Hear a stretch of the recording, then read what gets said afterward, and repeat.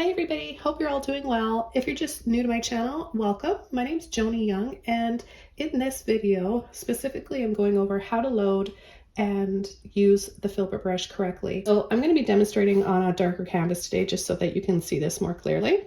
And I'll be using one of my brushes from my series of brushes. It's a number 14 filbert brush. This is just kind of my standard size that I use for canvases this big. The colors I'm going to be demonstrating in this video today, I'm using black, Mars Black, and titanium white. So not only in this video am I going to show you how to load the brush correctly, I'm going to show you two different ways that the filbert brush is amazing for. So I'm going to show you how I use it for clouds, how to softly blend with it, and take advantage of this beautiful shape that it has here on the end. I'm also going to show you how to paint trees and branches with this. There are many other uses for this brush, but I just want to make quick videos here focusing on the main things that I use the brush for and that I know will help you guys in the long run. So what I want to suggest doing first of all is getting the brush a little bit wet. So I'm going to show you how much water I'm adding. So I just dunk the brush in like this, but it's pretty wet. So what I do next is just take one of my little towels and I just dab the drips off like this so it's not, dripping. Otherwise you're not going to be able to do anything with the brush. But having the bristles a little bit wet helps the paint not, soak up into those bristles, and it helps it kind of release the paint. So the first thing I'm going to do is take a little bit of white. And look how I load the brush. I'm not loading the whole brush, but I'm going on the end of it. Okay, just about a quarter of the way down from the end of my brush. And you don't want to hold the brush on the ferrule like this because you're going to end up applying too much pressure that way. That's just naturally what we do. So I'm just going to move my fingers up, higher up on the handle, and then I'm going to just add a little sun or moon here. So it could be either one. I'm going to place the brush down, tip first, and then twist around. Okay, and then I'm going to go around the outside and make it look kind of hazy. This can be harder to do with any other brush. Choose a brush like this, the filbert, that's got that round end, because it's going to make it easier for you and you'll have a better outcome.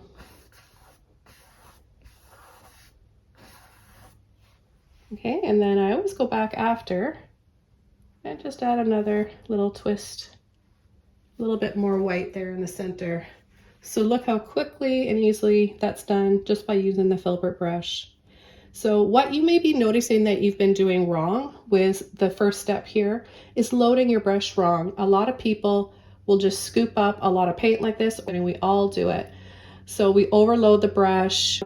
For the next step, I'm going to show you how to paint some wispy, cute little clouds here.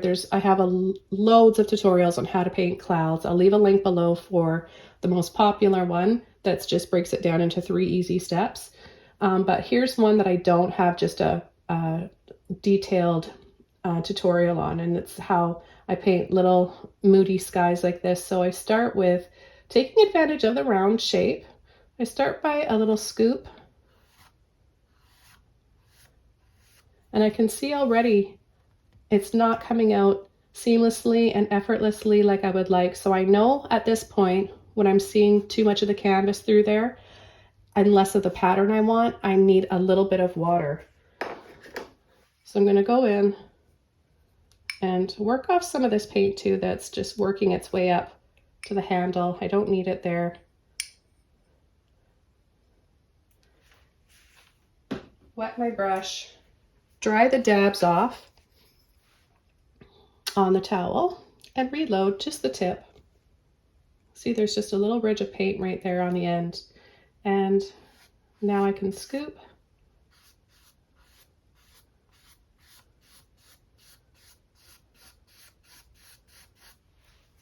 Pick up a little bit more water as you need to.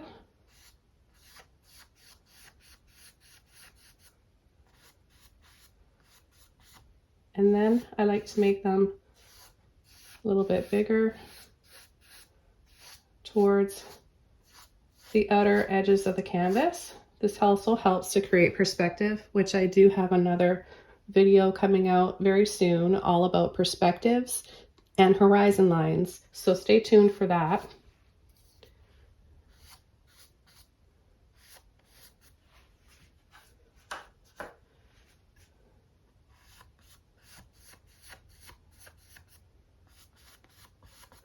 You see what a pretty shape you get? This can make a really moody looking sky. And this is really dramatic looking and looks like a night sky because I'm painting on a black canvas. Sometimes I'll have like a beautiful pastel colored sky and sunset or sunrise. And then sometimes I'll have it incorporated into a darker, moodier nightscape like this. Winter ones, fall ones. You can take this, what you've learned here, and apply it to so many different types of landscapes. So it works with any color underneath that you choose. So the next thing I'm going to do is just rinse this paint out of my brush. And I'm going to show you how you can softly blend. So with no paint in my brush, I'm just going to start flat down, face down, little light blending. Just loosening up some of that paint there and making it softer. You can also do this with just a little bit of paint on your brush. So I'm going to use, they call the belly, or just flat down.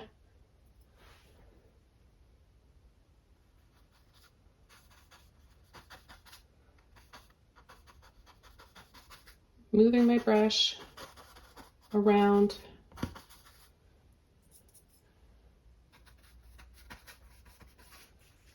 And I know I need a little bit more water because again, see all that canvas through there?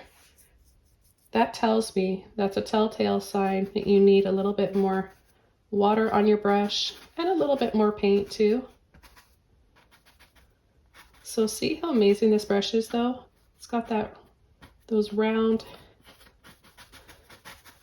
pattern on the end of your clouds just by using this and kind of moving around.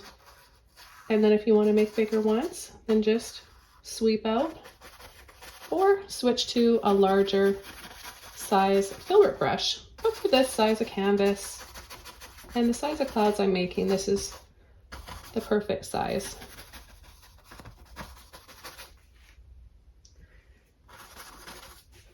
Okay, so now I've shown you how to easily paint a moon or sun and some clouds this way, but I do have, like I said, a traditional way of painting your basic cloud with highlights, midtones, and shadows. Very, very easy. People are loving that. So be sure to check out the link for that one, how to paint clouds in 3 easy steps.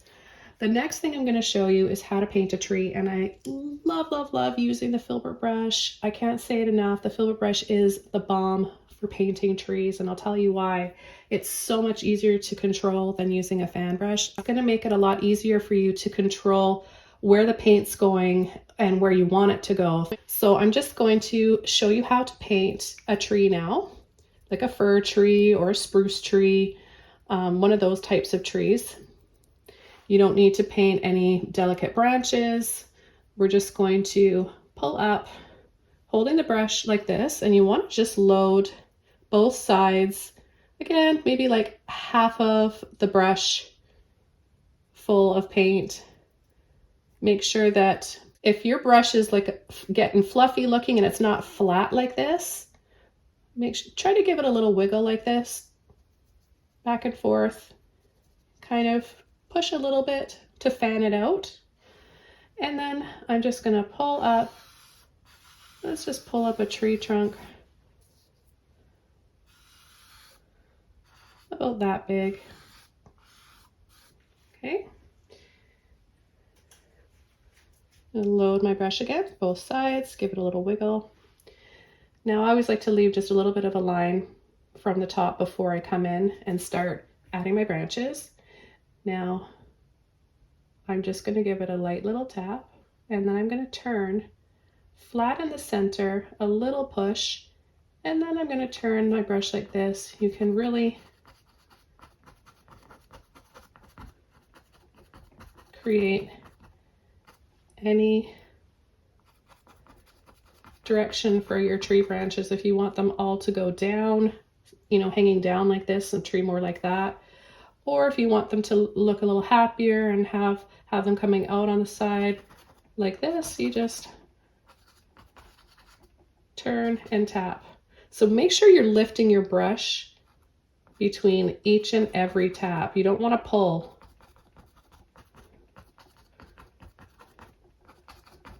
We're creating texture.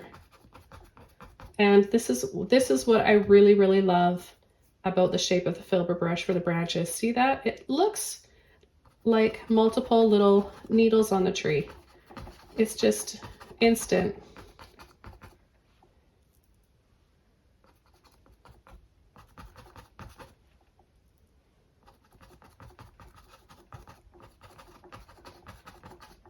So then I just come out, make it a little wider along the bottom. I'm just going to pull this up a little bit more, make this taller, just because I wanted to show you how you can change the direction and how you want your branches to go. You're in control of that with this brush.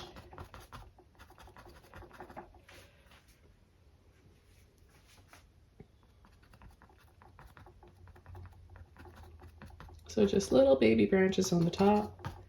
And now I'm going to show you how you can paint some little bushes. So a lot of the times we are painting landscapes that have bushes in the distance, right? So I'm going to start off by loading the end of my brush about 1/4 of the way. I don't need to load the other side. I'm just going to load one side. So what you see, pay attention to how much, and I'm coming in from the end. I'm not putting my brush in that big blob of paint. I know so many of you watching right now are like, oh, that's what I'm doing wrong. I'm loading my brush wrong. I know it. I know it's going to help you a lot. So just easing into it, pulling in a little bit like that, and then tapping so you don't have any of those blobs on your brush. So if I was working on some small little bushes in the background, I would just easily come in by using just the tip of my brush, right? Like I'm applying the branches, same technique.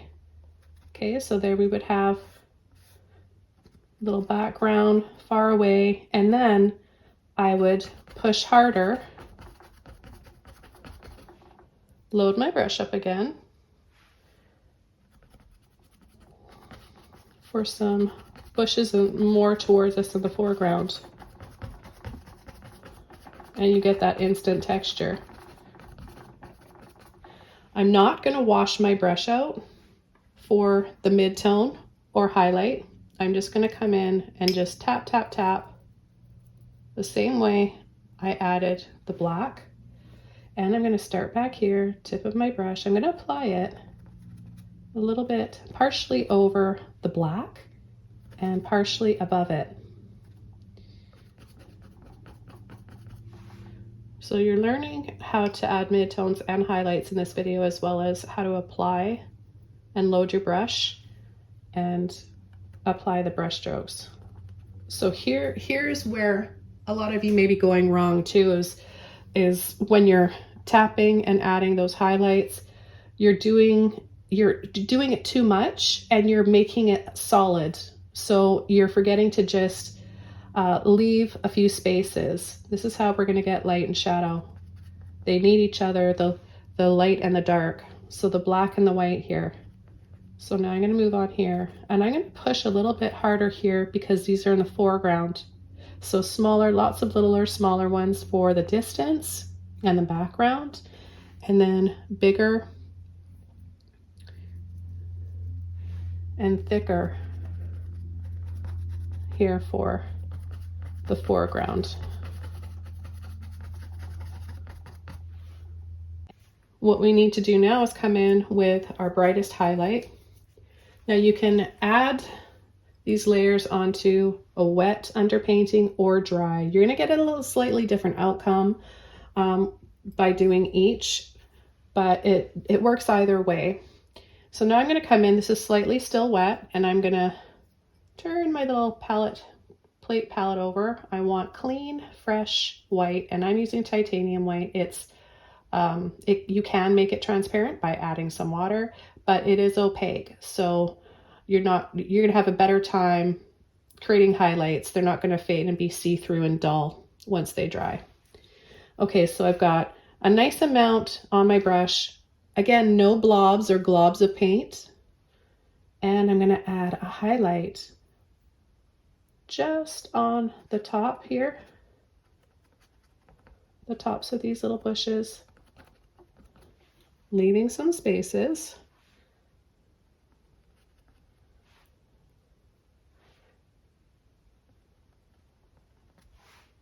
I'm going back to reload often.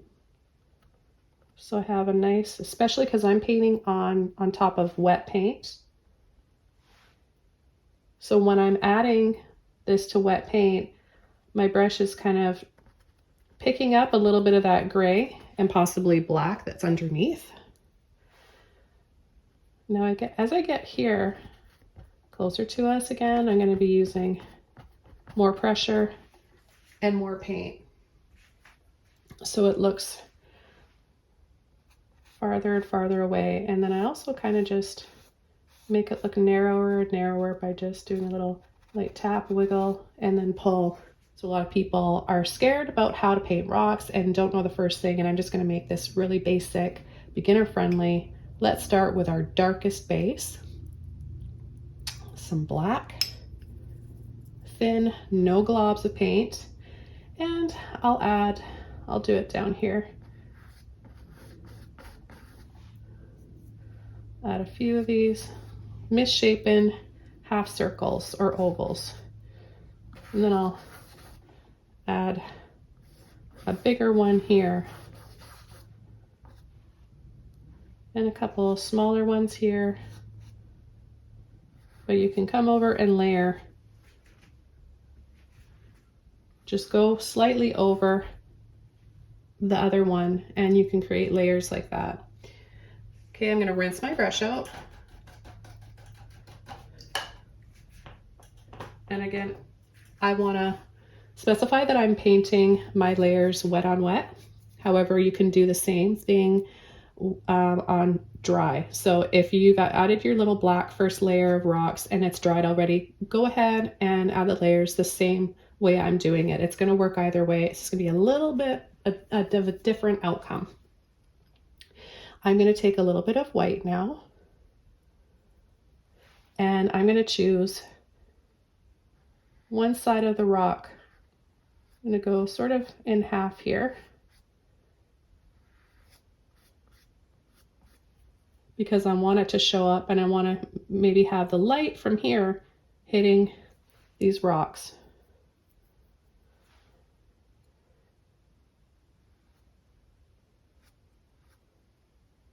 And then a little bit. Then I'm going to take another layer, load my brush up with some more white.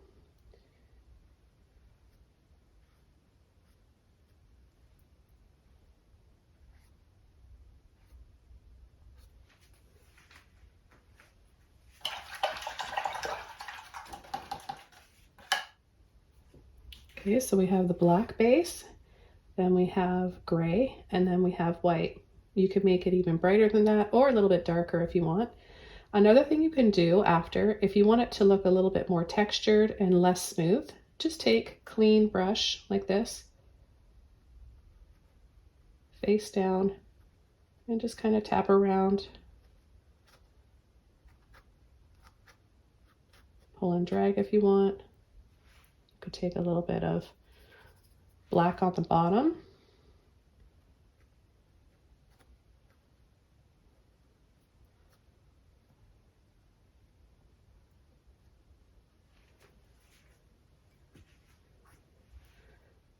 And then I'm just going to add a little line at the base here to make it look like they're set in the ground or the water. So that makes a big difference too, just adding a little bit of a line at the base. Now I'll show you how you can add a little bit of moss to your rocks. I love moss covered everything. I just think it's so pretty. So much green in the forest. So I'm going to add some rocks here. I'm going to add a big one here. And then I'm going to take some white. In this case, I'm taking white, right? But if you were painting the color of moss, you would choose green and add a bit of white to that. So you can tap, you can turn your brush over like this as well. So it's how you're applying it that's going to make it look textured more like moss. Here, we're just adding it smoothly. I'm going to add a little bit more white now. I make the top of this a little highlighted.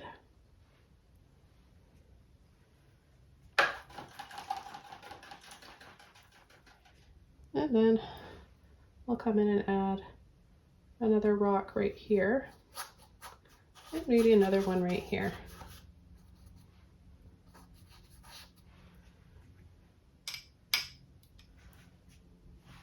Flat down. I'm going to be a little bit more generous this time.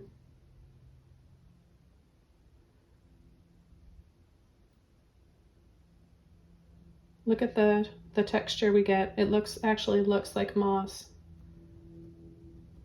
Tap and pull off. No pulling.